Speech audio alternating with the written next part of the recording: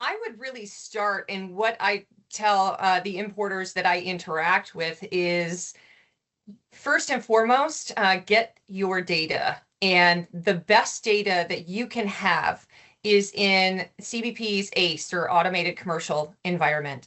It's free to access. You get a login. You can see your entire history of importer data related to your IORs. It's very important that you go to the source, because what is in ACE is what is reflected in CBP's data as well.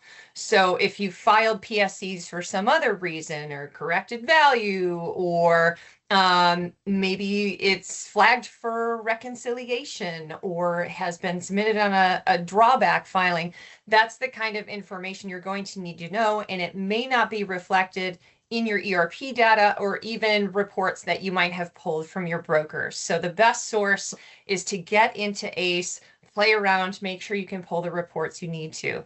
And then the second step is analyzing that data. So you can pull the IEEPA duties that you've paid by Chapter 99 classification. So remember that all of those tariff programs have their own Chapter 99 classification associated with the line that was entered, and figure out what your value is, and then do that analysis. Have I flagged this for reconciliation, and has that entry been filed? Have I included what's on here in a drawback claim, right? And that can really affect what your overall possible duty refund is. So you're going to want to analyze that data, slice and dice it up.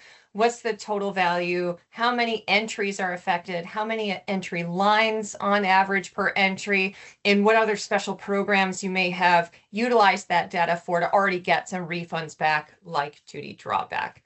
And then from there, I would say it's really important that you get your documents in order. So if you have had entries liquidate and CBP ends up using the process, the standard administrative process that they have to do as far as PSCs and protests.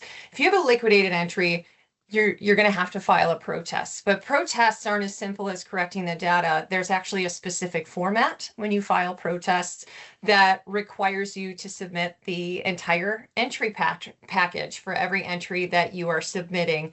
You're going to also have corrected data to reflect the refund. And you need to be able to, you're going to want to do all of that now. You don't want to wait until you get instructions and you're fighting for space in line with other importers to get your protests filed and then find out that you can't obtain these documents. So get signed up for ACE, analyze your data, understand what your refund possibility is, and then make sure you can pull all those documents to support your claims.